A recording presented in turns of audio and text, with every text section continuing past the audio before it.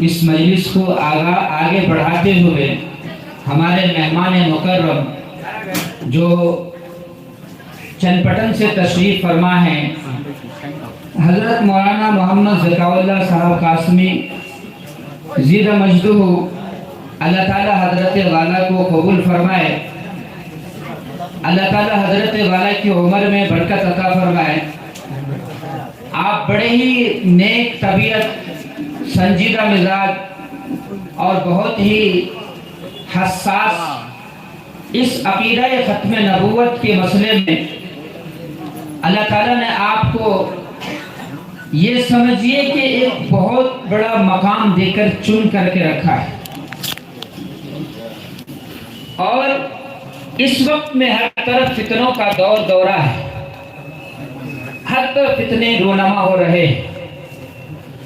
اللہ تعالیٰ نے جس طریقے سے اپنے نبی صلی اللہ علیہ وسلم کی صحبت کے لیے صحابہ کرام کو قبول کیا تھا، اور صحابہ کرام رضوان اللہ تعالی علیہ مجمعین کو اللہ تعالیٰ نے آپ کا ساتھی بنائے، جن کی بڑی بڑی قربانیاں تھیں، اور ایسے مشکلات کے وقت میں کیسے مشکلات جو حضرت بلال کا گزرا ہو، جب حضرت بلال رضی اللہ تعالیٰ عنہ اللہ کے نبی کی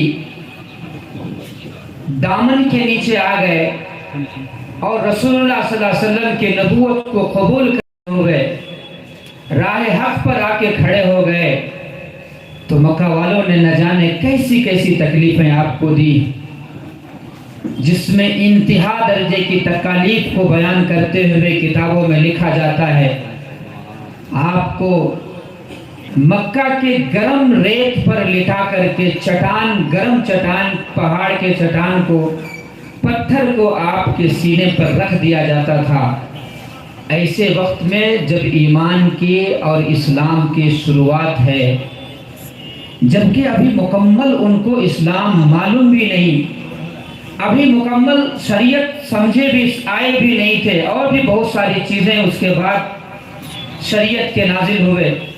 اس وقت میں حضرت بلال کی محبت، جو اندھیری راہ کو چھوڑ کر کے اجالے کو قبول کیا تھا، کتنی تکلیفیں دی جاتی تھی، اس کے باوجود بھی حضرت بلال صرف کہتے تھے مجھے نبی کی غلامی میں رہنے دو، مجھے ایک اللہ کی عبادت کرنے دو۔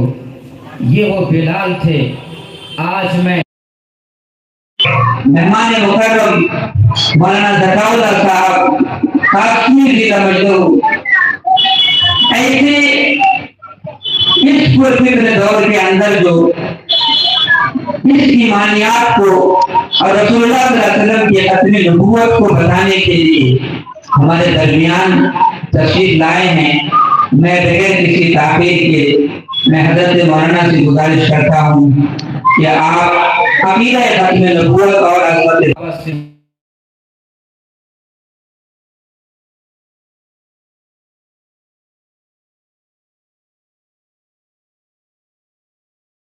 تو اللہ تبارک و تعالیٰ کا شکر ہے کہ ہم سب یہاں پر جمع ہوئے ہیں ختم نبوت کو سننے کے لیے، اس عقیدے کو سمجھنے کے لیے۔ دیکھیں، دین کی تبلیغ اور اشاعت کے بہت سے طریقے ہوا کرتے ہیں، بہت سے مختلف عنوان پر دین کی تبلیغ ہوا کرتی ہے، چاہے وہ نماز کی دعوت ہو یا دین کی تبلیغ ہو، ہر عنوان پر الگ الگ تنظیمیں کام کر رہی ہوتی ہیں، لیکن تحفظ ختم نبوت یا محافظین ختم نبوت یہ بہت بڑی چیز ہے۔ حضرت اکابرین فرماتے ہیں کہ جو محافظین ختم نبوت ہوتے ہیں وہ رسول اللہ صلی اللہ علیہ وسلم کے باڈی گارڈز ہوتے ہیں۔ جیسے کوئی ایم ایل اے یا ایم پی یا کوئی اور وہ کہیں بھی جاتا ہے تو اس کے ساتھ اس کا حفاظتی دستہ چلا جاتا ہے، کہیں بھی حفاظتی دستہ اسے چھوڑتا نہیں ہے۔ وہ گھر کے اندر بھی جاتا ہے تو حفاظتی دستہ اس کی حفاظت کر رہا ہوتا ہے، وہ گھر کے باہر بھی جا رہا ہوتا ہے، حفاظتی دستہ اس کی حفاظت کر رہا ہوتا ہے۔ یہ محافظین ختم نبوت جو ہوتے ہیں، رسول اللہ صلی اللہ علیہ وسلم کے آخری نبی ہونے کا اس عقیدے کی حفاظت کرنے کے لیے جو ہمہ وقت تیار رہتے ہیں، اس میں منہمک و مصروف رہتے ہیں، وہ رسول اللہ کے باڈی گارڈز ہیں۔ جس طرح سے ایک ایم پی اور ایم ایل اے کے ساتھ اس کی حفاظتی دستہ ہمیشہ لگا ہوا رہتا ہے، اسی طرح سے آپ جان لیجئے یقیناً یہ ہمارا دل پکار کر کہہ رہا ہے، اور علماء کرام بھی اس بات کو بتاتے رہتے ہیں کہ رسول اللہ صلی اللہ علیہ وسلم کے جو یہ باڈی گارڈز ہوتے ہیں، جو رسول اللہ کے ختم نبوت کے حفاظت، عقیدے کی اس حفاظت کے لیے ٹھہرے ہوئے ہوتے ہیں، تو یہ علماء کرام یا پھر محافظین ختم نبوت رسول اللہ صلی اللہ علیہ وسلم کے ساتھ جنت میں بھی ہو جائیں گے۔ لہذا کچھ اہم پوائنٹس ہیں جن کو میں یہاں سنانا چاہوں گا۔ یہ ختم نبوت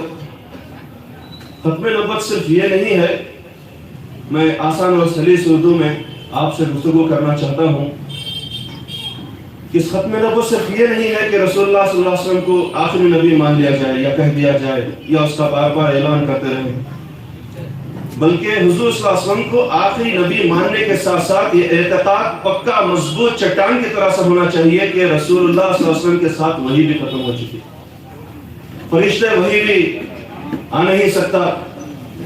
مشہور 4 فرشتے ہیں، میکائیل، عزرائیل، اسرافیل،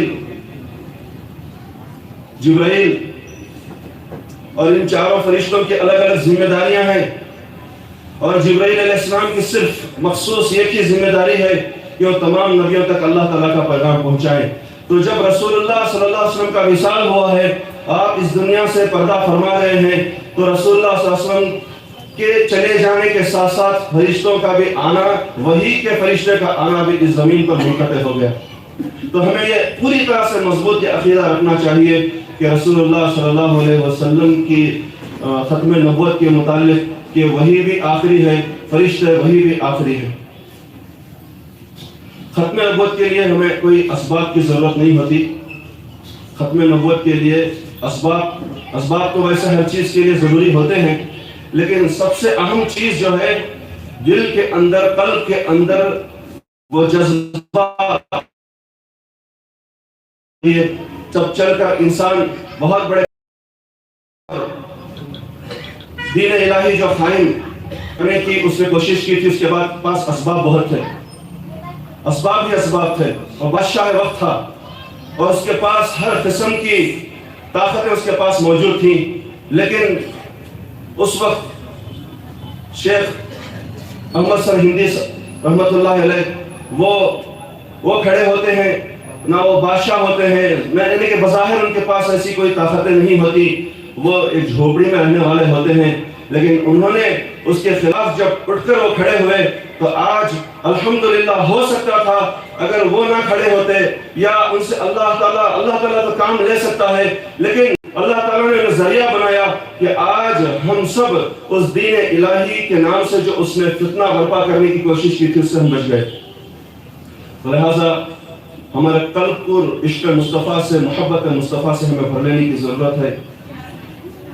اللہ تبارک و تعالیٰ، جیسے کہ میں نے بتایا، وحی کا سلسلہ اللہ تبارک و تعالیٰ نے ختم فرما دیا ہے، اور اس طرح سے ختم فرمایا ہے، اليوم اکملت لکم دینکم واتممت علیکم نعمتی ورضیت لکم الاسلام دینا۔ اے محمد، میں نے مکمل کیا ہے، کوئی بھی اس کے اندر ڈنڈی نہ مارے۔ تو اللہ تبارک و تعالیٰ نے فرمایا اليوم اکملت۔ علماء ان جملوں کی، اس آیت کے ان لفظوں کی نزاکت کو بخوبی سمجھتے ہیں۔ اليوم اکملت، آج کے دن میں نے دین مکمل کیا ہے، لکم، آپ پر مکمل کر دیا ہے، موسیٰ پر مکمل نہیں کیا گیا ہے، عیسیٰ علیہ السلام پر مکمل کیا نہیں گیا ہے، آدم علیہ السلام پر مکمل نہیں کیا گیا ہے، شیس علیہ السلام پر مکمل نہیں کیا گیا ہے۔ ان سے دین شروع ہوا تھا، آدم علیہ السلام سے دین شروع ہوا تھا، لیکن اے محمد صلی اللہ علیہ وسلم، اليوم اکملت، میں نے آج دین کو مکمل کر دیا ہے، لکم، آپ پر مکمل کر دیا ہے، اور دین کو ہی مکمل نہیں کر دیا ہے، وَأَتْمَمْتُ عَلَيْكُمْ نِعْمَتِي وَرَضِيتُ لَكُمُ الْإِسْلَامَ دِينًا، بلکہ نعمتیں بھی تمام کر دی گئی ہیں، ہر قسم کی نعمتیں پوری ہو گئی ہیں۔ اللہ تبارک و تعالیٰ نے جو دین کو مکمل کیا ہے، آج کل نوجوانوں میں ایک عجیب سی تبدیلی دیکھنے کو ملتی ہے کہ نوجوان اپنی عقل کو استعمال کرتا ہے اور تحقیق کرتا ہے، اسے اپنی عقل پر بھروسہ ہوتا ہے، لیکن اللہ کے نبی صلی اللہ علیہ وسلم نے فرمایا کہ یہ دین مکمل ہی نہیں ہوا ہے، یہ قرآن مکمل ہی نہیں ہوا ہے، بلکہ جو قرآن مکمل ہوا ہے لفظ تو مکمل ہو گئے ہیں اور اس کا معنی اور مطلب بھی محفوظ ہے، اور ایسے محفوظ ہے کہ محمد عربی محمد مصطفیٰ صلی اللہ علیہ وسلم فرماتے ہیں کہ اگر تم قرآن کو سمجھنا چاہتے ہو، اپنی عقل کے گھوڑے نہیں دوڑا سکتے اور اپنے من سے تم کام نہیں لے سکتے، اپنے خیالات کا تم اظہار نہیں کر سکتے، بلکہ ما انا علیہ و اصحابی، میرے اور میرے صحابہ کے طریقے پر جو قرآن کو سمجھے گا، میرے اور میرے صحابہ کے طریقے پر جو حدیث کو سمجھے گا، میرے اور میرے صحابہ کے طریقے پر جو نماز کو سمجھے گا، میرے اور میرے صحابہ کے طریقے پر جو روزوں کو سمجھے گا، میرے اور میرے صحابہ کے طریقے پر ہر چیز کو دین کی جو سمجھے گا، وہی اس وقت وہ مکمل دین کو سمجھنے والا ہوگا۔ اگر کوئی اپنی عقل سے کام لے گا تو وہ دین کے اندر وہ اپنی نفس کی کامل دخل پیش کرنے والا ہوگا، اور اس طرح سے کرنا نہیں چاہیے۔ اللہ تعالیٰ نے دین کو اس طرح محفوظ فرمایا۔ اللہ کے نبی کی ذات یہ ہے کہ ما ينطق عن الهوى ان هو الا وحی یوحی، محمد صلی اللہ علیہ وسلم اپنی طرف سے حضور صلی اللہ علیہ وسلم خود کچھ نہیں کہتے تھے، اس وقت کہتے تھے جب آپ پر وحی نازل ہوتی تھی، تو رسول اللہ صلی اللہ علیہ وسلم جب خود اپنی جانب سے کچھ نہیں کہتے، وحی کے آنے پر آپ لوگوں میں دین کو بیان کرتے ہیں، تو پھر ہمیں سمجھنے کی ضرورت ہے یہ دین بڑی نازک چیز ہے، اور ذرا سا بھی اس میں فرق ہو جاتا ہے تو پھر ہماری آخرت سے ہمیں جو ہے بہت زیادہ آخرت میں عذاب کو جھیلنا پڑے گا۔ تو لہٰذا اس دین کو بھی ہم سمجھیں گے تو صحابہ کے طریقے پر سمجھیں گے، رسول اللہ کے طریقے پر سمجھیں گے۔ اور وہ صحابہ کرام رضوان اللہ تعالیٰ علیہ مجمعین کے متعلق ایک بات بتاؤں کہ ایک مولانا صاحب تقریر کر رہے تھے، اور تقریر میں مولانا صاحب بار بار بتا رہے تھے کہ صحابہ جیسی محبت رسول اللہ سے کوئی بھی نہیں کر سکتا۔ تو سامعین سن رہے تھے، لیکن ایک شخص نے اٹھ کر اس نے کہا کہ میں صحابہ سے بھی بڑھ کر محبت کر سکتا ہوں۔ تو عالم دین اسے سمجھانے لگے کہ بھائی صحابہ جتنی محبت رسول اللہ سے کوئی بھی نہیں کر سکتا۔ بار بار سمجھا رہے تھے لیکن وہ نکیر کر رہا تھا، انکار کر رہا تھا۔ پھر مولانا نے کہا کہ جاؤ آپ ٹھیک ہے اسی کے ساتھ رہیے۔ تو پھر وہ جب جاتا ہے رات میں سوتا ہے تو خواب دیکھتا ہے کہ خواب میں رسول اللہ صلی اللہ علیہ وسلم کے ساتھ میں وہ جو ہے سواری میں بیٹھا ہوا ہے اور کہیں جا رہا ہے، اور سواری اچانک کو جہاں منزل مقصود پر پہنچ کر رکنا تھا، رکنے کے بجائے مزید تیز ہو جاتی ہے، اور رسول اللہ صلی اللہ علیہ وسلم اس سے کہتے ہیں کہ بھائی اس سواری کو روک دو۔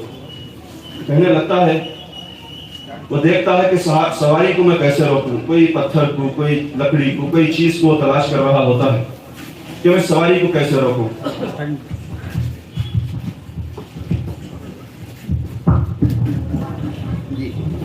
تو وہ سواری کو کیسے روکوں یہ سوچ رہا ہوتا ہے، اسباب کو، ذرائع کو تلاش کر رہا ہوتا ہے، اور اسی دوران رسول اللہ صلی اللہ علیہ وسلم کی نظر کچھ صحابہ پر پڑتی ہے۔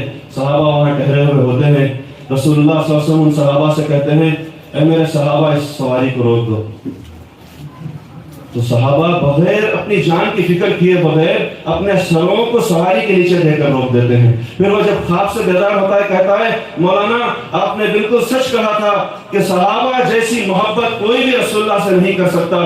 خواب میں مجھے ثبوت مل گیا۔ جب رسول اللہ نے خواب میں مجھے حکم دیا کہ سواری کو روکو تو میں روکنے کے لیے اسباب کو تلاش کر رہا تھا کہ سواری کے نیچے میں پتھر یا لکڑی کو کچھ دے کر روک دوں، لیکن میں اسباب کو تلاش کرتا ہی رہ گیا۔ لیکن جب سامنے صحابہ کو رسول اللہ نے پایا، کہا فرمایا کہ صحابہ سواری کو روک دو، تو صحابہ نے اپنی جان کی فکر کرے بغیر اپنے سروں کو سواری کے نیچے دے کر روک دیتے ہیں۔ تو اس سے پتا چلا کہ آپ جو کہہ رہے تھے صحابہ جیسی محبت کوئی نہیں کر سکتا۔ سورہ حج کے اندر اللہ تعالیٰ فرماتا ہے کہ اے محمد صلی اللہ تعالیٰ علیہ وسلم جو فتح مکہ سے پہلے ایمان لائے ہیں اور جنہوں نے جہاد کیا اور مال خرچ کیا ہے، ان کے درجے کو کوئی نہیں پہنچ سکتا۔ صحابہ کا بہت بڑا مقام ہے، ہر وقت صحابہ نے قربانیاں دی ہیں۔ حضرت عثمان رضی اللہ تعالیٰ عنہ کو جب یہ پتا چلا کہ رسول اللہ صلی اللہ علیہ وسلم کو بیر روما کے نام سے ایک کنواں تھا جو رسول اللہ صلی اللہ علیہ وسلم کو بڑا پسند تھا، اور پانی ایک ایسی چیز ہے جہاں پانی خوشگوار ہوتا ہے وہاں انسان رہنے لگ جاتا ہے۔ اس کی مثال ہم اس طرح سے بھی سمجھ سکتے ہیں، وادی غیر ذی زرعین کہا گیا ہے، یعنی کہ حرم جو آج کعبۃ اللہ موجود ہے وہاں پر جنگل و بیابان تھا، کوئی بھی وہاں جانا نہیں چاہتا تھا کیونکہ وہاں پر کچھ بھی نہیں تھا، لیکن حضرت اسماعیل کے قدموں کی برکت کہ وہاں سے زمزم کے چشمے پھوٹنے لگے تو پھر وہاں ایسی آباد ہوئی ہے، ایسا آباد ہوا ہے کہ آج حرم کے اندر لوگوں کا سیلاب ہمیں نظر آتا ہے۔ تو پانی انسان کی ایک ضرورت ہے، جب رسول اللہ کی ایک خواہش ہوتی ہے کہ پانی بیر روما یہ بہت اس کا خوشگوار پانی میٹھا ہے تو یہ لینا، جب رسول اللہ صلی اللہ علیہ وسلم سے اس کی خواہش کرتے ہیں تو پھر ایک یہودی کا وہ باغ ہوتا ہے، یہودی اس باغ کا مالک ہوتا ہے اور اس کنویں کا بھی مالک ہوتا ہے، مفت میں لوگ اس سے پانی لے کر جا رہے ہوتے ہیں۔ لیکن جیسے اسے پتا چلتا ہے کہ رسول اللہ صلی اللہ علیہ وسلم مسلمانوں کے پیغمبر محمد، ان کو بھی یہ پانی پسند آ گیا ہے، وہ اس پانی کی قیمت لگا دیتا ہے کہ اب تک تو مفت ہے لیکن اب پانی لیں گے تو قیمت ادا کر لیں گے۔ تو لوگ پانی قیمت ادا کر کے لیتے ہیں، قیمت کو بہت زیادہ بڑھا دیتا ہے۔ اب حضرت عثمان رضی اللہ عنہ سنتے ہیں کہ رسول اللہ کو وہ کنواں بڑا پسند ہے، تو رسول اللہ صلی اللہ علیہ وسلم حضرت عثمان اس سے تجارت کرنے کے لیے جاتے ہیں، کہتے ہیں کہ یہ تو کنواں مجھے دے دے۔ اس نے کہا کہ عثمان تم اتنے بڑے تاجر اور یہ کنواں لینا چاہتے ہو؟ تو کہتے ہیں کہ ہاں یہ کنواں مجھے بیچ دے۔ اس نے کہا کہ نہیں میں تو نہیں بیچتا۔ حضرت عثمان نے کھلی آفر دی کہ بھائی بیچو اور کتنی قیمت کہتے ہو کہو، جتنی بھی لگاتے ہو لگاؤ، میں خریدنے کے لیے تیار ہوں۔ جب کھلی آفر اس کو ملی تو وہ کہتا ہے کہ ٹھیک ہے بیچتا ہوں لیکن آدھا کنواں بیچوں گا۔ حضرت عثمان کہتے ہیں کہ آدھا کنواں، اس میں کوئی دیوار تھوڑی نہ لگائی جا سکتی ہے، کہتے ہیں کہ بیچوں گا تو آدھا کنواں ہی بیچوں گا۔ حضرت عثمان رضی اللہ عنہ کہتے ہیں کہ چل ٹھیک ہے، اچھی بات ہے۔ اب اس کا خیال یہ تھا کہ عثمان بھی اس سے تجارت ہی کریں گے، اور وہ سوچتا ہے کہ ایک دن میں آدھے کنویں کا کیونکہ مالک، اس لیے ایک دن میں اس سے جو ہے فائدہ اٹھاؤں گا، اسے درہموں کے بدلے بیچوں گا، اس پانی کو ایک دن عثمان بیچا کریں گے۔ لیکن اسے جو وہ خدا سے سودا کر بیٹھے تھے، رسول اللہ کی محبت اور رسول اللہ صلی اللہ علیہ وسلم کی خواہش پر جو یہ سودا کرنے کے لیے آئے اسے وہ پتہ نہیں تھا۔ حضرت عثمان رضی اللہ تعالیٰ عنہ کنواں آدھا خرید لیتے ہیں اور وہ شخص جو ہے آدھے کنویں کا مالک اور حضرت عثمان آدھے کنویں کے مالک۔ اب حضرت عثمان کی ایک دن کی باری جب آتی ہے تو حضرت عثمان رضی اللہ عنہ کہتے ہیں کہ بھئی جو بھی اس سے لینا چاہتا ہے مفت لے کر جاؤ، آج کا بھی لو کل کا بھی بھر کر لے کر جاؤ۔ تو حضرت عثمان رضی اللہ عنہ کے اس کہنے پر، اور یہ کہتے ہیں کہ یہ صرف مسلمانوں کے لیے نہیں، اہل مدینہ کے لیے ہے، سبوں کے لیے ہے، مسلم ہو یا غیر مسلم سبوں کے لیے ہے۔ تو حضرت عثمان کے اس جملے پر مسلمان تو مسلمان ہر کوئی آتا ہے اس کنویں سے پانی خرید لے کر جاتا ہے، مفت لیتا ہے، آج کا بھی لے جاتے ہیں، کل کا بھی لے جاتے ہیں، بھر بھر کر لے جاتے ہیں، اور خود وہ یہودی کے رشتہ دار بھی حضرت عثمان کی اس باری میں مفت پانی لے جاتے ہیں، اور وہ دیکھتا ہے کہ اپنی باری کے اندر کوئی بھی نہیں آ رہا ہے خریدنے کے لیے تو وہ پھر آتا ہے منہ لٹکا کر، ذلیل ہو کر آتا ہے حضرت عثمان کے دربار میں، آتا ہے کہتا ہے اے عثمان وہ میں آدھا بھی بیچ دوں گا۔ تو حضرت عثمان رضی اللہ تعالیٰ عنہ کہتے ہیں کہ ذرا سا مشورہ کر کے بتاؤں گا۔ پھر رسول اللہ سے مشورہ ہوتا ہے، پھر جا کر کہتے ہیں کہ ٹھیک ہے اب آدھا کنواں بھی خرید لیا جائے گا، لیکن سارا جو باغ کنویں کے ساتھ ہے وہ باغ بھی دینا پڑے گا۔ اور وہ مرتا کیا کرنا کرتا، وہ سارے باغ کے ساتھ کنواں بیچ دیتا ہے۔ پھر رسول اللہ صلی اللہ علیہ وسلم کے پاس آ کر کہتے ہیں کہ یا رسول اللہ آج یہ کنواں سارے کا سارا ہمارا ہو گیا۔ اب رسول اللہ کے جو جملے ہیں وہ حدیث میں کوٹ کرنے کے ہیں، بڑے تاریخی جملے۔ اب رسول اللہ صلی اللہ علیہ وسلم اتنے خوش ہوتے ہیں، اتنے خوش ہوتے ہیں، فرماتے ہیں اے مسلمانوں کنواں اب ہمارا ہو گیا۔ رسول اللہ صلی اللہ علیہ وسلم نے 2 دفعہ کہا تھا، کسی کے مال کو اپنا مال کہہ کے بتایا کہ کنواں ہمارا ہو گیا۔ اب مسلمان اس سے مفت فائدہ اٹھاتے ہیں، کیونکہ حضرت عثمان نے یہ جو آپ نے چالاکی اس میں کی تھی، وہ اس لیے کہ وہاں سے یہودیت کا پورا خلاف عمل کرنا تھا۔ اسی طرح سے کئی ایک واقعے ہیں، حضرت ابوبکر صدیق رضی اللہ عنہ کو لے لیں۔ حضرت ابوبکر صدیق جب سنتے ہیں احد کی صدائیں حضرت بلال سے، تو حضرت ابوبکر صدیق جا کر امیہ سے کہتے ہیں کہ بلال مجھے دے دے۔ امیہ کہنے لگتا ہے کہ بلال تجھے دے دوں؟ اے ابوبکر تو ریشم کا کاروباری ہے، کیا کرے گا اسے لے کر؟ کہتا ہے کہ وہ جانے دے، بس تو کہتے ہیں کہ جانے دے، اب تو بس یہ کر کہ مجھے جو ہے بلال کو دے دے۔ تو شرط لگاتا ہے کہ بلال کو تو دیا جائے گا، لیکن اچھی طرح سے اس کی قیمت لگانی پڑے گی، اتنے اوقیہ چاندی دینی پڑے گی، اتنے درہم دینے پڑیں گے، اور اتنے درہم کے ساتھ ساتھ تمہارا جو خاص نوکر غلام ہے نستورہ، وہ نستورہ بھی دینا پڑے گا۔ اور نستورہ جو غلام تھا ابوبکر صدیق رضی اللہ عنہ کا، وہ یہ غلام ایسا تھا کہ 10 غلاموں پر بھاری تھا۔ حضرت ابوبکر صدیق کہتے ہیں کہ چل ٹھیک ہے، ڈن ہو گیا، پوری ہو گئی، معاملہ ہو گیا۔ کہتے ہیں کہ کوئی مذاق تو نہیں کر رہے ہو، مذاق تو نہیں کر رہے کہ نستورہ غلام بھی دینے کے لیے تیار، اتنے اوقیہ چاندی بھی دینے کے لیے تیار، درہم بھی دینے کے لیے تیار، تجھے کیا مطلب ہے؟ تو بس مجھے بلال کو دے دے۔ تو حضرت بلال کو وہ لے کر آتے ہیں۔ اور اسی طرح سے جب مسجد نبی کو خریدنے کا، مسجد نبی کی جگہ کو خریدنے کا معاملہ آتا ہے، تو زمین کو خریدنے کے لیے جاتے ہیں۔ وہ کیا وقت ہوگا، پیغمبر اسلام زمین کے مالکوں سے کہہ رہے ہیں کہ ہماری مسجد کے لیے زمین چاہیے۔ کوئی مولانا آ کر نہیں کہہ رہے کہ ہم مسجد بنانا چاہتے ہیں، یہاں پر یہ زمین چاہیے۔ وقت کا پیغمبر کہہ رہا ہے، اور پیغمبر اسلام کہہ رہے ہیں کہ یہاں ہماری مسجد بنے گی۔ تو پھر سہل اور سہیل وہ آتے ہیں، اور ان کے چچا آتے ہیں، کہتے ہیں کہ میں تو آپ کا صحابی ہوں یا رسول اللہ، میں تو آپ کا صحابی ہوں، میں کنجوس نہیں ہوں، اور میں اپنے بھتیجوں کو اس کا مال، اس کی جو بھی قیمت بنے گی میں وہ دے دوں گا، آپ کو یہ فی سبیل اللہ ہے، یہ زمین آپ لے لیجئے۔ تو پھر کہا کہ نہیں، ابوبکر اس کی قیمت عطا کر دو۔ ابوبکر صدیق رضی اللہ عنہ قیمت ادا کی ہے، اور پھر اس وقت بھی رسول اللہ صلی اللہ علیہ وسلم نے کہا کہ یہ ابوبکر صدیق نے نہیں بلکہ یہ ہم نے یہ قیمت ادا کی ہے۔ رسول اللہ صلی اللہ علیہ وسلم نے اس کے ساتھ بہت سارے واقعات ایسے ملتے ہیں، وقت کی تنگی دامن کش بیان ہے، ہمیں حضرت کو بھی سننا ہے کہ حضرت اسماء بنت ابوبکر صدیق رضی اللہ تعالیٰ عنہ جب ہجرت کر کے رسول اللہ صلی اللہ علیہ وسلم کے ساتھ ابوبکر صدیق گئے ہیں، تو ادھر ابو لہب آ جاتا ہے، کہتا ہے کہ تمہارا باپ ابوبکر کہاں ہے؟ کہنے لگتے ہیں وہ جہاں جانا تھا چلے گئے ہیں۔ کہاں گئے ہیں؟ وہیں چلے گئے جہاں جانا تھا، یعنی کہ بتایا نہیں۔ تو یہ تھپڑ لگاتا ہے حضرت اسماء پر، جو ابوبکر صدیق کی بیٹی تھی، ان پر ایک تھپڑ لگاتا ہے۔ اب یہاں جو باپ کا دل اپنے سینے میں رکھے ہوئے ہیں، وہ ذرا سوچئے کہ جس کی بیٹی کے گال پر کوئی تھپڑ دشمن آ کر لگا رہا ہو تو باپ کا کلیجہ کیسے تڑپ اٹھے گا۔ یہ برداشت کیا ہے ابوبکر صدیق نے، دین کی خاطر، محبت رسول کی خاطر آپ نے یہ برداشت کیا ہے۔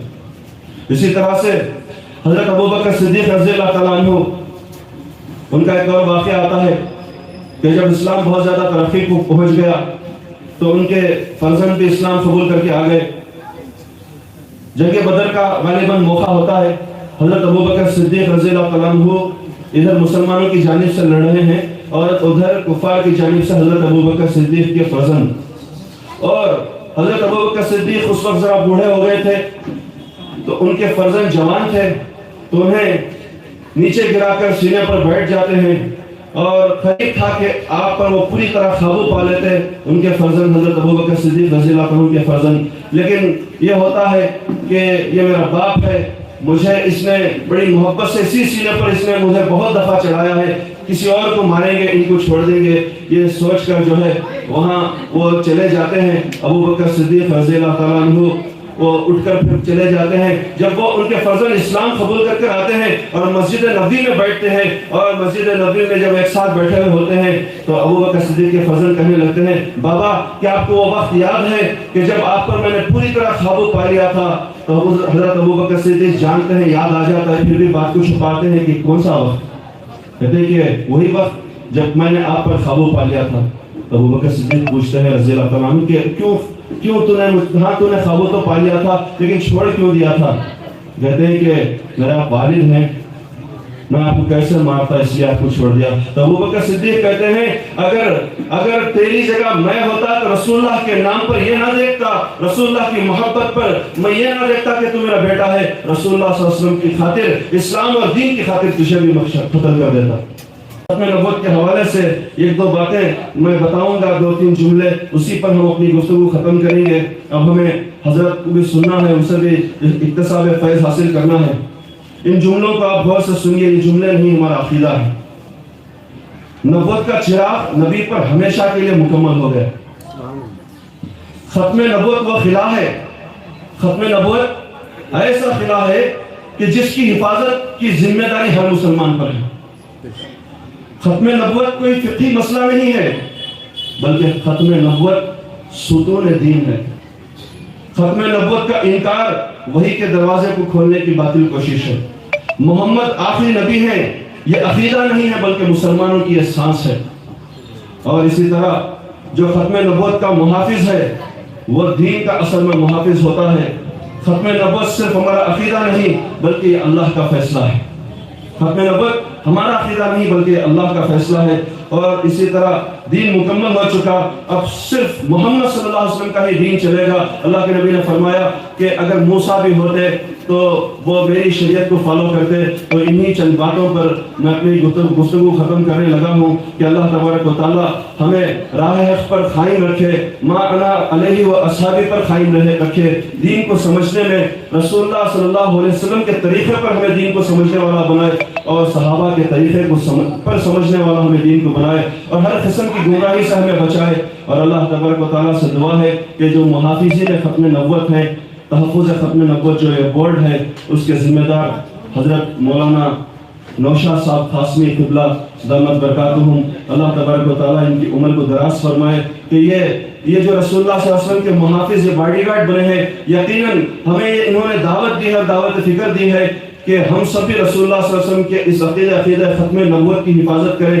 اور جب ہم اس طرح سے کریں گے محافظ ختم نبوت بنیں گے, انشاءاللہ رسول اللہ کا محافظ بھی رسول اللہ کے ساتھ جنت کو جائے گا. میں تمام ہی اراکین کا ختم نبوت جو ٹرسٹ ہے اس کے تمام اراکین, کرناٹک ختم نبوت ٹرسٹ کے تمام اراکین کا میں شکریہ ادا کرتا ہوں. اللہ تبارک و تعالیٰ ہمیں کرنے اور سننے سے عمل کی توفیق عطا فرمائے. آمین. ربنا تقبل منا انک انت السمیع العلیم. اعتراضات کے جواب.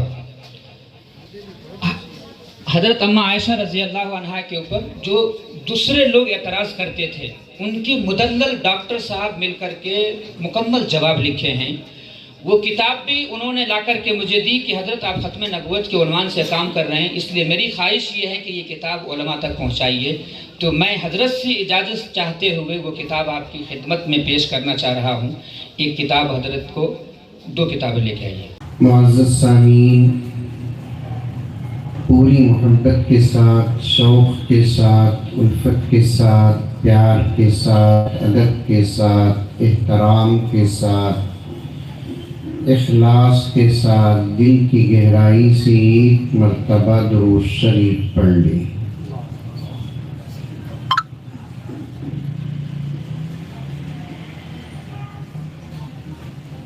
بہت ہی بہترین اور قیمتی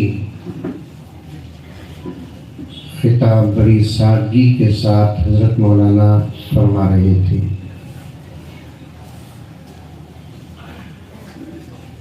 بیان چیخ و پکار اور ولولے کا نام نہیں,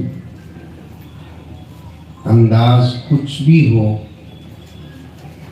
بات اگر صحیح اور سچی ہو تو اسی کو بیان کہتے ہیں. سمجھ میں آ رہی ہے بات؟ منڈی تیوی ہلاؤ نہیں تو کم سے کم سبحان اللہ تو بولو.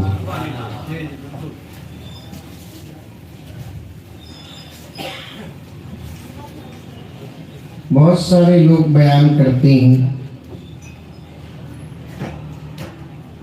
سوائے جوش, جذبے, چیخ پکار کے اور کچھ نہیں ہوتا.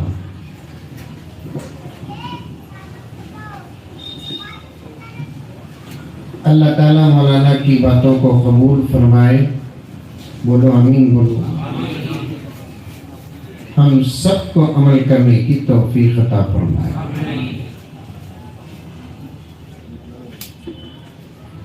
والے کا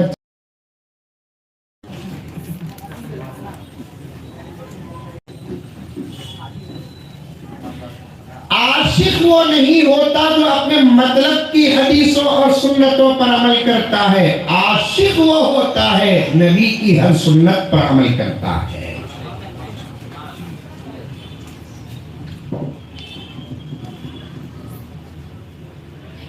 بلکہ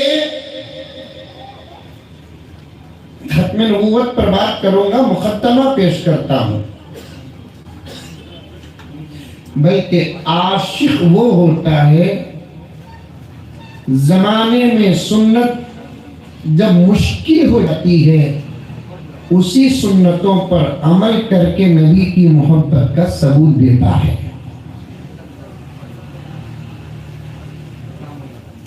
جیسا کہ مولانا نے عشق صحابہ کو بیان فرمایا، صحابہ کا مزاج ہی تھا، صحابہ کی عادت تھی، صحابہ کی محبت تھی، صحابہ کا عشق تھا، مشکل سے مشکل عمل کو بھی پار کر کے آقا کی محبت کا ثبوت دیتے تھے۔ اللہ سے محبت کرتے ہیں ہم، اللہ کی ہر مخلوق اللہ سے محبت کرتی ہے، یہ زمین محبت کرتی ہے، یہ آسمان محبت کرتے ہیں، یہ چاند یہ ستارے محبت کرتے ہیں، یہ اجالا و اندھیرا محبت کرتا ہے، یہ ہوائیں و فضائیں محبت کرتے ہیں، یہ سمندر اور اس کی موجیں محبت کرتے ہیں، یہ درخت اور اس کے پتے محبت کرتے ہیں، ملائکہ محبت کرتے ہیں، حوران و غلمان محبت کرتے ہیں، اللہ کی ہر مخلوق محبت کرتی ہے اللہ سے۔ سبحان اللہ، کتنا پیارا جملہ میں کہنے والا ہوں، اللہ کے فضل سے کائنات کا ذرہ ذرہ ذرہ ذرہ اللہ سے محبت کرتا ہے، لیکن وہ اللہ میرے نبی سے محبت کرتا ہے۔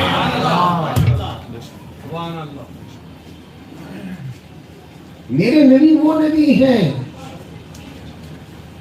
آپ کے نبی وہ نبی ہیں، میرے اور آپ کے رسول و رسول ہیں۔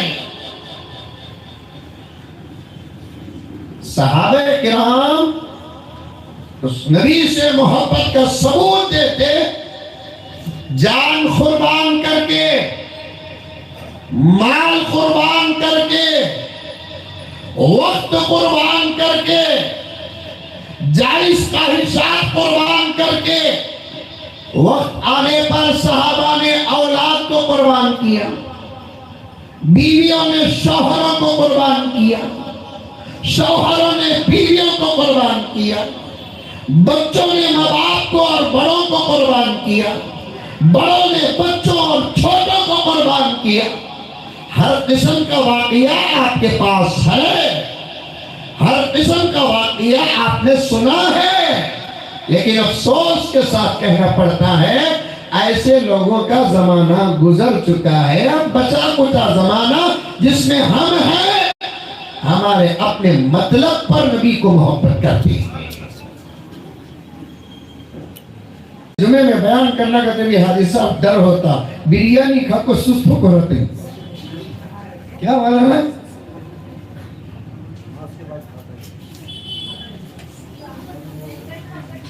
توجہ، پیغمبر صلی اللہ علیہ وسلم خاتم النبیین والمرسلین، سب کہہ دو صلی اللہ علیہ وسلم کے حیات مبارکہ میں جو جنگیں ہوئی وہ تمام جنگیں صاف صاف خدا اور رسول کے منکرین کے ساتھ ہوئی۔ اللہ کو نہیں مانتے تھے، نبی کو نہیں مانتے تھے، نہ ماننے والے سے جنگ کرنے کا اسلام حکم نہیں دیتا، بلکہ وہ خود آ کر چھیڑ چھاڑ کرنے لگے۔ اسلام سوال کرتا نہیں، جب کوئی سوال کرتا ہے تو جواب دیے بغیر رہتا نہیں۔ دوسرے انداز سے اگر میں کہوں تو انشاءاللہ تعالیٰ آپ کے جذبات میں بہت زیادہ اضافہ ہوگا۔ اسلام کسی کو چھیڑتا نہیں، جب کوئی چھیڑتا ہے تو چھوڑتا ہے۔ اسلام کسی کو چھیڑتا نہیں. اس سے زیادہ ثبوت ہمارے اس مزاج کا کیا ہو سکتا ہے کہ بلا لنا اعمالنا ولکم اعمالکم. یہ امن کی مثال ہے. آج کہتے ہیں کہ مسلمان دہشت گرد ہیں, آج کہتے ہیں کہ مسلمان جنگی مزاج ہیں, آج کہتے ہیں کہ مسلمان لڑاکو ہیں. نہیں, اسلام لڑتا نہیں, صبر کرتا ہے, درگزر کرتا ہے, معاف کرتا ہے, چھوڑتا ہے. جب اسے مجبور کرتے ہیں تو چھوڑتا ہی نہیں.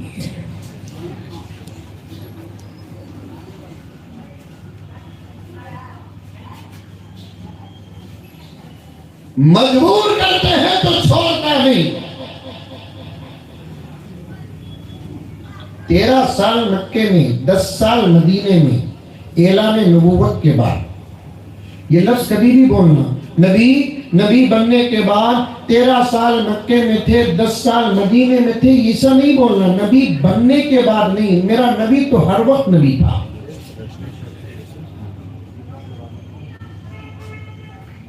ہمارے نبی حضرت محمد مصطفیٰ خاتم النبیین والمرسلین, ہر وقت اللہ کے نبی. 40 سال کے بعد, اعلان کے بعد بھی نبی تھے, اعلان سے پہلے بھی نبی تھے, پیدا ہونے کے بعد بھی نبی تھے, پیدا ہونے سے پہلے بھی نبی تھے, یہاں تک کہ دنیا بننے کے بعد بھی نبوت کے چرچے تھے. دنیا بنی ہی نہیں, میرے نبی کی نبوت تھی.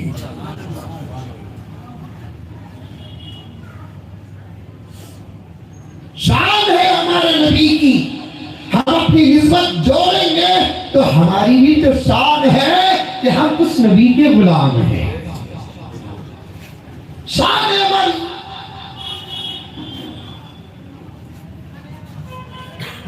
ایسا نہیں کہنا کہ 40 سال کے بعد نبی ہوئے, نہیں. ارے جن نبیوں کو نبوت نبی کے صدقے میں ملی, توجہ سے سننا, باریک باتیں ہیں, سادگی کے ساتھ کہتا ہوں. مولانا کی دعاؤں کا محتاج ہوں, آپ بزرگوں کی دعاؤں کا بھی محتاج ہوں, نسبت رسول کا محتاج ہوں. سنو, جن نبیوں کو نبوت ملی, تمام امت کا اس بات پر اتفاق ہے کہ وہ میرے نبی کے صدقے امت ملی ہے. آدم کو نبوت ملی تو میرے نبی کے صدقے ملی, نوح کو نبوت ملی تو میرے نبی کے صدقے ملی, شیس کو نبوت ملی میرے نبی کے صدقے ملی ہے. حضرت زکریا و یحییٰ کو نبوت ملی تو میرے نبی کے صدقے ملی, موسیٰ و عیسیٰ کو نبوت ملی تو میرے نبی کے صدقے ملی, یوسف و یونس کو نبوت ملی تو میرے نبی کے صدقے ملی. 1,20,000 پر 3,990 پر 9 نبیوں کو نبوت ملی تو میرے نبی کے صدقے ملی. اسی لیے اللہ تبارک و تعالیٰ کہتا ہے, اے پیغمبر, نبیوں کو نبوت آپ کے نبوت کے صدقے میں ملی ہے. جو نبی ہوتا ہے وہ ولی بھی ہوتا ہے, جو ولی ہوتا ہے وہ نبی نہیں ہوتا. ایک باریک بات جو منطقی ہے اور حقیقت ہے بتاتا ہوں, جس کو بھی جو ملا وہ میرے نبی کے صدقے ملا ہے, جس کو بھی جو ملا وہ میرے نبی کے صدقے ملا ہے. میرے نبی نہ ہوتے تو کچھ بھی نہ ہوتے, میرے نبی کے صدقے سب کو نبوت ملی, دوسرے نبیوں کو نبوت ملی. دوسرے نبیوں میں سے بعض نبی تو وہ ہیں کہ پیدا ہوتے ہی نبوت کا اعلان کر رہے ہیں. صدقے میں جن کو ملی وہ نبوت کا اعلان ماں کے گود میں کر رہے ہیں. جن کے صدقے میں نبوت ملی اس کی نبوت کا عالم کیا ہوگا. عیسیٰ علیہ السلام کون؟ جنگ یمامہ بولنا ہے میں آپ کے سامنے. اچھا یاد رکھنا, عنوان یاد رکھنا, بات آ گئی. حضرت عیسیٰ علیہ السلام کون؟ حضرت, زور سے بولو, عیسیٰ علیہ السلام. نبیوں میں ایک نبی, رسولوں میں سے ایک رسول. نبی اور رسول دونوں ایک ہی فرق. سمجھتے ہی کہ تو بولتے بولو ماشاءاللہ, بولنا ایسا بولنا. نبی اور رسول دونوں ایک ہی, ذرہ فرق. سمجھ میں آئی بات ہے؟ 2 فرقاں بتاتا ہوں, سنو. جو بھی رسول ہے انہیں نبی ہے, جو بھی نبی ہے انہیں رسول نہیں ہے. سمجھ میں آیا؟ نہیں آیا, مشکل سے گھستا. सुराखा छोटे हो गई। आपको मिसाल देकर समझाता हूं, ठीक है? तो खत्म नबूवत को समझने के लिए इसे बोलते, बहस करो तुम्हें को मान लिया। जब इख्तिलाफ आएगा, झूठे पैदा होंगे, तो तब इतनी बारीकियों में घुसकर समझाना पड़ता है। और हम नहीं छोड़ेंगे, समझा कर रहेंगे, ईमान इंशाअल्लाह ताला बचा कर रहेंगे, इंशाअल्लाह ताला अकीदे बचा कर रहेंगे। फिर से अगर उठकर भी आ जाए, हम आपकी भी हिफाजत करेंगे, उनको फिर वहां भेजेंगे जहां से आए।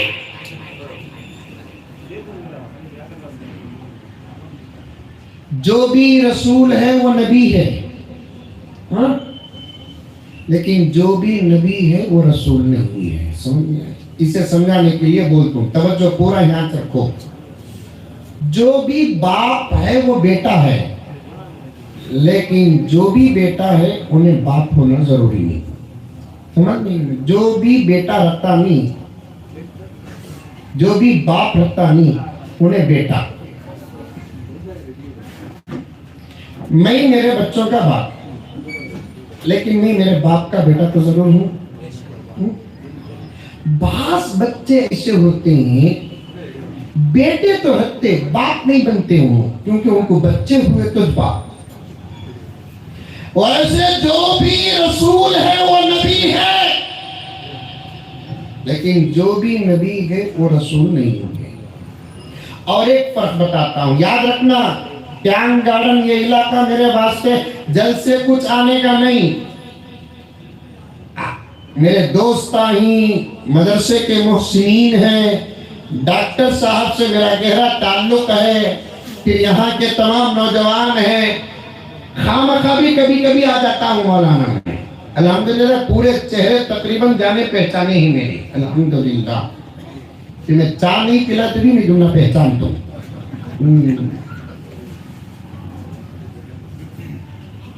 रसूल और नबी में फर्क बताता हूं, सुनो। रसूल किसे बोलते हैं मालूम? जिन पर अल्लाह की खास किताब नाजिल हुई है। जिस नबी पर किताब नाजिल नहीं हुई उन्हों सिर्फ नबी, जिस नबी पर किताब नाजिल हुई उन्हों नबी भी रसूल भी। बोलो सुभान अल्लाह। समझ गया? आई समझ में बात आई? किसे किसे आई हाथ उठाओ, माशाअल्लाह। इसे तो रात के 12 तक बैठूं सोचूं। ये उन्वानित एक समंदर है, इसमें डूबे तो जन्नत में निकलेंगे इंशाअल्लाह ताला। नबी उसे कहते हैं जिस पर किताब नाजिल नहीं हुई लेकिन अल्लाह ने नबूवत दी है। रसूल उसे कहते हैं जिसको अल्लाह ने नबूवत के साथ किताब भी अता की है। किताबें किसी मिली? 4 नबियों को किताबें मिली।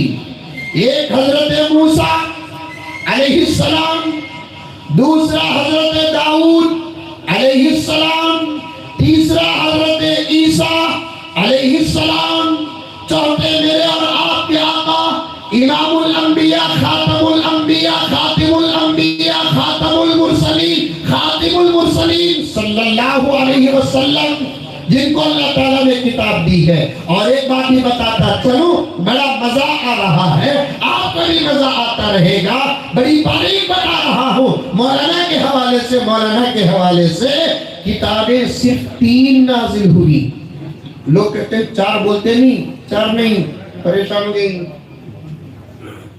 3 किताबें, एक कलाम नाजिल हुआ। 3 किताबें, एक कलाम नाजिल हुआ। तौरात किताब है अल्लाह की, ज़बूर किताब है अल्लाह की, इंजील किताब है अल्लाह की, कुरान अल्लाह की किताब नहीं, अल्लाह का कलाम है। फिर एक मर्तबा कहता हूं, तौरात अल्लाह की किताब है, ज़बूर अल्लाह की किताब है, इंजील अल्लाह की किताब है, कुरान अल्लाह का कलाम है। मल फर्कु بین الکتابی والکلام، کتاب اور کلام میں کیا فرق ہے؟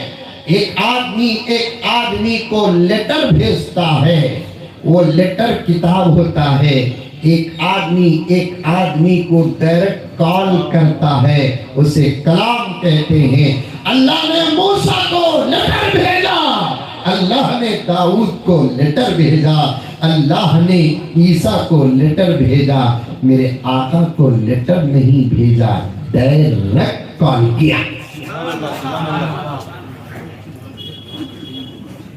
زبان گونگی ہے، اللہ کا کلام کا صدقہ زبانیں بولتی ہے، نبی کے کلام کا صدقہ زبانیں بولتی ہے۔ پیارو توجہ کے ساتھ سنو، پوری توجہ کے ساتھ سنو، گھروں میں بیٹھ کر مذاکرہ کرو، گھروں میں بیٹھ کر تقریروں کا دعویٰ کرو، مولانا کی بات کو پھر سے سنو، حدیث کی بات کو پھر سے سنو، دیگر علماء کی بات کو پھر سے سنو۔ جتنا دین کی بات سنتے رہو گے، ایمان مضبوط ہوتا رہے گا، عقیدے مضبوط ہوتے رہیں گے، اسلام مضبوط ہوتا رہے گا۔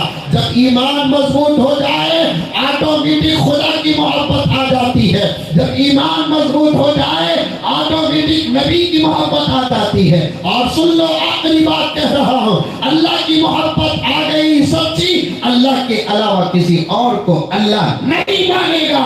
نبی کی محبت اگر سچی آ گئی تو نبی کے بعد کسی کو نبی نہیں مانے گا۔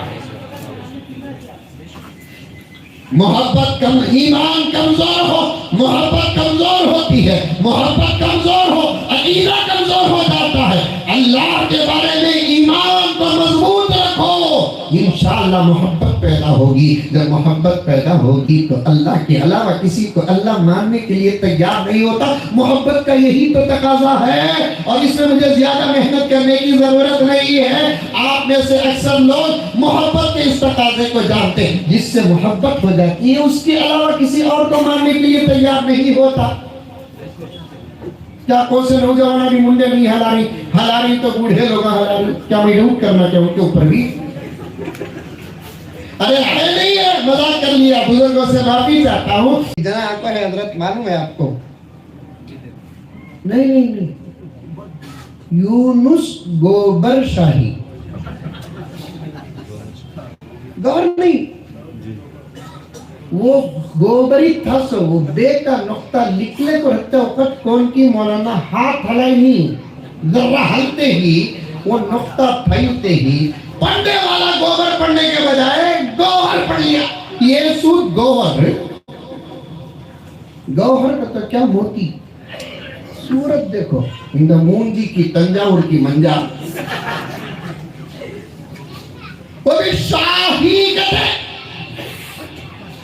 مارکیٹ کا مال۔ انہیں ایک پیر کا چمچہ،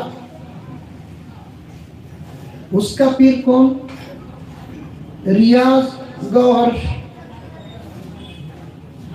کبھی انشاءاللہ مولانا نوشاد صاحب اس عنوان پر بھی بات رکھیں گے، ختم نبوت پر ان تمام باتوں پر بات کرنا۔ اس کا ایک جنا ہے، انگلینڈ میں بیٹھا ہے، یوٹیوب میں آتا، ایسا ہے، پیٹی 4 مہینے کا ہے، سر میں ٹوپی بھی نہیں، داڑھی بھی لائٹ ہے، نہیں سو باتاں کرتا گھوگو، خالی دل پاک رکھو، دل صاف رکھو، دل پاک رکھو، دل صاف رکھو۔ نماز معاف کرتا،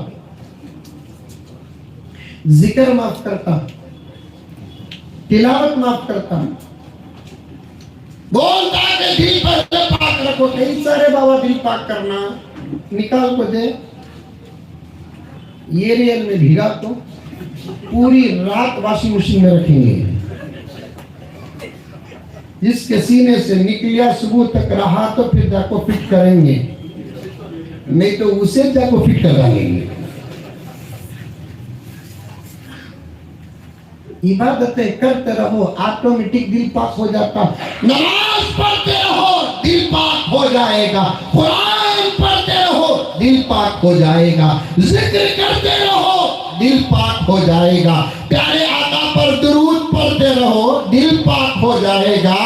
اللہ اکبر. باہر نکلو تو نظروں کی حفاظت کرو, دل پاک ہو جائے گا. حلق اور پیٹ کی حفاظت کرو, دل پاک ہو جائے گا. مسلمان بھائیوں سے محبت کرو, دل پاک ہو جائے گا. سلام کرو, دل پاک ہو جائے گا. مسافر کرو, دل پاک ہو جائے گا. مسلمانوں کے حق میں دعا کرتے رہو, دل پاک ہو جائے گا. الگ دل کو پاک کرنے کا کوئی عمل نہیں ہے. اعمال کرتے رہو, اثر دل پر پڑے گا, آٹومیٹک دل پاک ہوتا جائے گا. مثال دوں اور بات سمجھ میں آئے گی. ہارٹ پرابلم ہوتا ہے, دل کے اندر انفیکشن ہوتا ہے, ڈاکٹر کے پاس جاتے ہیں تو ڈاکٹر دوا دیتا ہے, دوا کھاتے رہتے ہیں, دل کا انفیکشن دور ہوتا رہتا ہے. صبح کی دوا کھاؤ, دل کا انفیکشن دور ہوتا ہے. دوپہر کی دوا کھاؤ, دل کا انفیکشن دور ہوتا ہے. حضرت کیسا نماز پڑھے تو دل کیسا پاک ہو جائے گا, قرآن پڑھے تو دل کیسا پاک ہو جائے گا, ذکر کرے تو دل کیسا پاک ہو جائے گا, درود پڑھے تو دل کیسا پاک ہو جائے گا, نگاہوں کی حفاظت کرے تو دل کیسا پاک ہو جائے گا. جواب بڑا پکا ہے, دوا کھاتا ہے, دوا جاتی ہے پیٹ کو, لیکن دل کا انفیکشن دور ہوتا ہے. بالکل اسی طریقے سے نماز پڑھتے ہیں تو دل بھی پاک ہو جاتا ہے. نماز کی ترغیب دیتا نہیں, روزے کی ترغیب دیتا نہیں, ذکر کی ترغیب دیتا نہیں, سنتوں کی ترغیب دیتا نہیں, حیا کی ترغیب دیتا نہیں, شرم کی ترغیب دیتا نہیں, توحید کے پیالے پلاتا نہیں, رسالت کی محبت پلاتا نہیں, ادب و احترام کا سبق دیتا نہیں. گینڈا بیٹھے کا بیڑگا ہے, قسمت میں خمیز بھی میسر نہیں. انگریزوں کی صدقے میں ملی ہوئی ٹی شرٹ پہن کر حاملہ عورتوں کی طرح پیٹ دکھا کر باہر گیا. قرآن تک صحیح پڑھنا نہیں آتا. میں آپ کو نہیں کہہ رہا ہوں, جو مبتلا ہے ان کو کہتا ہوں. پاگلوں, دیوانوں, احمقوں, ذرا دماغ کا ایکس رے اسکیننگ کرا لینا. کہیں کوئی کتا تو چاٹا نہیں ہے جن کو قرآن پڑھنا نہیں آتا. آج تمہارے معلم بنے بیٹھے ہیں جن کو قرآن پڑھنا نہیں آتا. آج تمہارے پیر بنے بیٹھے ہیں جن کو قرآن پڑھنا نہیں آتا. آج وہ تمہارے شیخ بنے بیٹھے ہیں جن کو قرآن پڑھنا نہیں آتا. وہ تمہارے مسلم بنے بیٹھے ہیں. قرآن تمام ان کا دار و مدار ہے. سورہ فاتحہ یہ وہ یونس سے سن لو, کیا صحیح پڑھتا ہے کیا غلط پڑھتا ہے. انجینئر مرزا جس کو تجوید پر ناز ہے, صحیح عین ادا کرنے نہیں آتا, ہا ادا کرنے نہیں آتا, صاد ادا کرنے نہیں آتا, واد ادا کرنے نہیں آتا, فا اور سین کے درمیان لا حول ولا قوت الا باللہ. وہ شکیل بن حنیف کتے کی اولاد, سور کی اولاد, آج تک باہر نکلا نہیں, لوگوں کا پیر بنا بیٹھا ہے. میں تمہارا امام ہوں, تمہارے سامنے ہوں. مولانا تمہارے امام ہے, تمہارے سامنے ہے. خطیب ہے, تمہارے سامنے ہے. قرآن کی بات کرتے ہیں, تمہارے سامنے ہے. میں چیلنج کھلے طور پر اورنگ آباد میں دیا, مہاراشٹر میں دیا, یوٹیوب چینلوں کے ذریعے سے دیا. عدالت کی کمی نہیں ہے, امامت کی کمی نہیں ہے, کھانے پینے کی کمی نہیں ہے. اللہ سب کو دے رہا ہے, دے رہا ہے, دے رہا ہے, دے رہا ہے, دے رہا ہے, دے رہا ہے, دے رہا ہے, دے رہا ہے, دے رہا ہے. تو پھر نبوت کی کیا کمی ہوگی کیا جو اللہ تعالیٰ بند کر دیا. اب سامنے والا ایک سادہ سیدھا انسان سنتے ہی کا ارے صحیح بات سنا. ذرا توجہ سے 1-2 منٹ میں اس کا جواب دوں گا تو آپ کو سمجھ میں آئے گی. ایسا بھڑکائیں گے تم نہ, گمراہ کریں گے.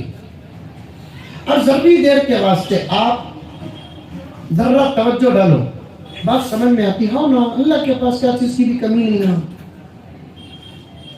جب نبوت کی کمی نہیں بولا تو اللہ تعالیٰ سب کو دے رکھو رکھتا. اس کا جواب علماء دیتے ہیں, نبوت کی کمی بھی اللہ کے پاس نہیں ہے, اللہ کے پاس ہے. اللہ خود دینا بند کر ڈالے. سمجھ میں آ رہی بات؟ نبوت کی کمی نہیں، لیکن اللہ کو دینا بند کر ڈالے. اگر کوئی دینا بند کرتا ہے تو اس کا مطلب یہ نہیں کہ اس کا خزانہ خالی ہو گیا. مثال کے طور پر میرے پاس 1 لاکھ روپے ہوں، میں 1000 روپے مثال بول رہا ہوں بابا، 1 لاکھ روپے ہوں، میں سب کو 1000 روپے 10 آدمیوں کو بانٹ ڈال کو بانٹنا بند کر ڈالیا. سمجھ میں آ رہی ہے بات؟ بانٹنا کیا کر ڈالا؟ بند کر ڈالا. میرے بند کرنے کے وجہ سے مجھے کیا آپ لوگ غریب سمجھیں گے؟ میرے پاس پیسہ نہیں ہے سمجھیں گے؟ کیا سمجھیں گے آپ؟ بانٹنا بند کر ڈالیا. بالکل اسی طریقے سے اللہ کے پاس ہے وہ چیز تھی، لیکن اللہ تعالیٰ دینا بند کر ڈالے. اے پیغمبر، نبوت آپ پر ختم، آپ کے بعد ہم کسی کو نبوت نہیں دیں گے. جب دینے والا خود دینا بند کر ڈالا، الہ زبردستی دعویٰ کی کو مر رہی. یہی تو سب سے بڑا ظلم ہے. دینے والا خود دینا بند کر ڈالا، اب اس کے بعد سوال پیدا نہیں ہوتا دنیا کے اندر کوئی نبی ہونے کا دعویٰ کرے. اور نبی اس وقت ہوتا ہے جب امت کی ضرورت ہے. میرے آقا کی امت میں نبوت کی اب ضرورت ہی نہیں ہے. بڑی پینٹ کی بات، کتابی بات، بزرگوں کی بات، عاشقان رسول کی بات، مجاہدین ختم نبوت کی بات آپ کے سامنے کر رہا ہوں. ہر نبی کی امت میں نبوت کی ضرورت تھی، لیکن میرے نبی کی امت میں نبوت کی ضرورت نہیں. اللہ تعالیٰ میرے نبی کو خاتم النبیین بنایا، دین مکمل کر دیا، احکامات مکمل کر دیے، شریعت مکمل کر دیا. یہ ایک مسئلہ اللہ تعالیٰ نے قرآن اور حدیث کے ذریعے سے مکمل کر دیا. اب حضور کی امت میں نبوت کی ضرورت نہیں، دین کی حفاظت کی ضرورت ہے. اور وہ کام اللہ تعالیٰ میرے آقا کے وارثین علماء سے لے رہا ہے، تو پھر نبوت کی کیا ضرورت ہے؟ سمجھ میں آئی بات؟ نبوت کی ضرورت ہر نبی کی امت میں تھی، میرے نبی کی امت میں نبوت کی ضرورت نہیں. میرے نبی کی امت میں دین کی حفاظت کی ضرورت ہے. وہ کام اللہ تعالیٰ علماء سے لے رہا ہے، مدرسوں سے لے رہا ہے، اکابر سے لے رہا ہے. اس لیے علماء کرام نے فرمایا کہ 3 دعوے کسی صورت سے قبول مت کرو. ایک، کوئی نبی ہونے کا دعویٰ کرتا ہے، سوال ہی پیدا نہیں ہوتا، بلکہ صاف کتابوں میں لکھا ہے مرنا پڑے تو مر جاؤ، لیکن نبوت کے دعویٰ کرنے والے کو مت چھوڑو. سمجھ میں آئی بات ہے؟ ارے آئی نہیں ہے؟ زبان گونگی ہے، اللہ کا کلام کا صدقہ زبانیں بولتی ہے، نبی کے کلام کا صدقہ زبانیں بولتی ہے. پیارو توجہ کے ساتھ سنو، پوری توجہ کے ساتھ سنو. گھروں میں بیٹھ کر مذاکرہ کرو، گھروں میں بیٹھ کر تقریروں کا دورہ کرو، مولانا کی بات کو پھر سے سنو، حدیث کی بات کو پھر سے سنو، دیگر علماء کی بات کو پھر سے سنو. جتنا دین کی بات سنتے رہو گے، ایمان مضبوط ہوتا رہے گا، عقیدے مضبوط ہوتے رہیں گے، اسلام مضبوط ہوتا رہے گا. جب ایمان مضبوط ہو جائے آٹومیٹک خدا کی محبت آ جاتی ہے. جب ایمان مضبوط ہو جائے آٹومیٹک نبی کی محبت آ جاتی ہے. اور سن لو، آخری بات کہہ رہا ہوں، اللہ کی محبت آ گئی سچی، اللہ کے علاوہ کسی اور کو اللہ نہیں مانے گا. نبی کی محبت اگر سچی آ گئی تو نبی کے بعد کسی کو نبی نہیں مانے گا. محبت کم، ایمان کمزور ہو محبت کمزور ہوتی ہے، محبت کمزور ہو عقیدہ کمزور ہو جاتا ہے. اللہ کے بارے میں ایمان کو مضبوط رکھو، انشاءاللہ محبت پیدا ہوگی. جب محبت پیدا ہوگی تو اللہ کے علاوہ کسی کو اللہ ماننے کے لیے تیار نہیں ہوتا. محبت کا یہی تو تقاضا ہے، اور اس میں مجھے زیادہ محنت کرنے کی ضرورت نہیں ہے. آپ میں سے اکثر لوگ محبت کے اس تقاضے کو جانتے ہیں، جس سے محبت ہو جاتی ہے اس کے علاوہ کسی اور کو ماننے کے لیے تیار نہیں ہوتا. क्या कौन से नौजवान भी मुंडे नहीं हला रही तो बूढ़े लोग हला रही, क्या मैं डाउट करना चाहूँ उनके ऊपर भी? अरे है नहीं है, मजाक कर लिया, बुजुर्गों से माफी चाहता हूँ। जरा आपको है हजरत, मालूम है आपको? नहीं, यूनुस गोबर शाही, गौर नहीं, वो गोबरी था सो वो बे का नुक्ता लिखले को रखते वक्त कौन की मौलाना हाथ हलाई नहीं, जरा हलते ही वो नुक्ता फैलते ही पढ़ने वाला गोबर पढ़ने के बजाय गौहर पढ़ लिया। ये सूद गौहर का तो क्या मोती, सूरत देखो, इंद मूंजी की तंजावुर की मंजा, वो भी शाही गधे, मार्केट का माल। उन्हें एक पीर का चमचा, उसका पीर कौन? रियाज गौहर। कभी इंशाअल्लाह मौलाना नौशाद साहब इस उन्वान पर भी बात रखेंगे, खत्म नबूवत पर इन तमाम बातों पर बात करना। उसका एक जना है, इंग्लैंड में बैठा है, यूट्यूब में आता, ऐसा है, पेटी 4 महीने का है, सर में टोपी भी नहीं, दाढ़ी भी लाइट है, नहीं सो बाता करता घूमू, खाली दिल पाक रखो, दिल साफ रखो, दिल पाक रखो, दिल साफ रखो। नमाज माफ करता, जिक्र माफ करता, तिलावत माफ करता, बोलता है दिल पर पाक रखो। कई सारे बाबा दिल पाक करना, निकाल को दे, ये रियल में भिगा तो पूरी रात वॉशिंग मशीन में रखेंगे, जिसके सीने से निकलिया सुबह तक रहा तो फिर जाको फिट करेंगे, नहीं तो उसे जाको फिट कर डालेंगे। इबादतें करते रहो, ऑटोमेटिक दिल पाक हो जाता। नमाज पढ़ते रहो, दिल पाक हो जाएगा। कुरान पढ़ते रहो, दिल पाक हो जाएगा। जिक्र करते रहो, दिल पाक हो जाएगा। प्यारे आका पर दुरूद पढ़ते रहो, दिल पाक हो जाएगा। अल्लाहु अकबर। बाहर निकलो तो नजरों की हिफाजत करो, दिल पाक हो जाएगा। हलक और पेट की हिफाजत करो, दिल पाक हो जाएगा। मुसलमान भाइयों से मोहब्बत करो, दिल पाक हो जाएगा। सलाम करो, दिल पाक हो जाएगा। मुसाफे करो, दिल पाक हो जाएगा। मुसलमानों के हक में दुआ करते रहो, दिल पाक हो जाएगा। अलग दिल को पाक करने का कोई अमल नहीं है। अमाल करते रहो, असर दिल पर पड़ेगा, ऑटोमेटिक दिल पाक होता जाएगा। मिसाल दूं और बात समझ में आएगी। हार्ट प्रॉब्लम होता है, दिल के अंदर इंफेक्शन होता है, डॉक्टर के पास जाते हैं तो डॉक्टर दवा देता है, दवा खाते रहते हैं, दिल का इंफेक्शन दूर होता रहता है। सुबह की दवा खाओ, दिल का इंफेक्शन दूर होता है। दोपहर की दवा खाओ, दिल का इंफेक्शन दूर होता है। हजरत कैसा नमाज पढ़े तो दिल कैसा पाक हो जाएगा, कुरान पढ़े तो दिल कैसा पाक हो जाएगा, जिक्र करे तो दिल कैसा पाक हो जाएगा, दुरूद पढ़े तो दिल कैसा पाक हो जाएगा, निगाहों की हिफाजत करे तो दिल कैसा पाक हो जाएगा। जवाब बड़ा पक्का है, दवा खाता है, दवा जाती है पेट को, लेकिन दिल का इंफेक्शन दूर होता है। बिल्कुल इसी तरीके से नमाज पढ़ते हैं तो दिल भी पाक हो जाता है।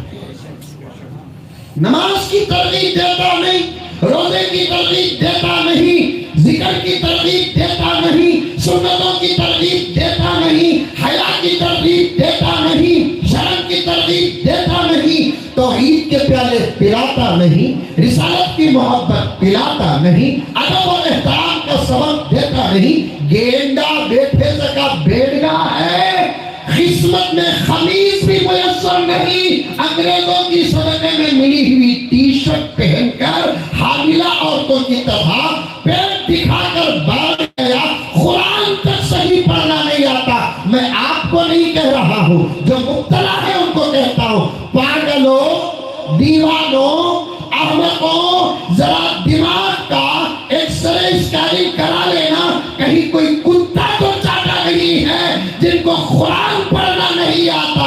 آج تمہارے معلم بنے بیٹھے ہیں جن کو قرآن پڑھنا نہیں آتا، آج تمہارے پیر بنے بیٹھے ہیں جن کو قرآن پڑھنا نہیں آتا، آج وہ تمہارے شیخ بنے بیٹھے ہیں جن کو قرآن پڑھنا نہیں آتا، وہ تمہارے مسلم بنے بیٹھے ہیں۔ قرآن تمام کا دار و مدار ہے۔ سورہ فاتحہ یہ وہ یونس سے سن لو کیا صحیح پڑھتا ہے کیا غلط پڑھتا ہے۔ انجینئر مرزا جس کو تجوید پر ناز ہے، صحیح عین ادا کرنے نہیں آتا، ہا ادا کرنے نہیں آتا، صاد ادا کرنے نہیں آتا، غاد ادا کرنے نہیں آتا، فا اور سین کے درمیان لا حول ولا قوت الا باللہ، وہ شکیل بن حنیف کتے کی اولاد، سور کی اولاد آج تک باہر نکلا نہیں، لوگوں کا پیر بنا بیٹھا ہے۔ میں تمہارا امام ہوں، تمہارے سامنے ہوں، مولانا تمہارے امام ہے،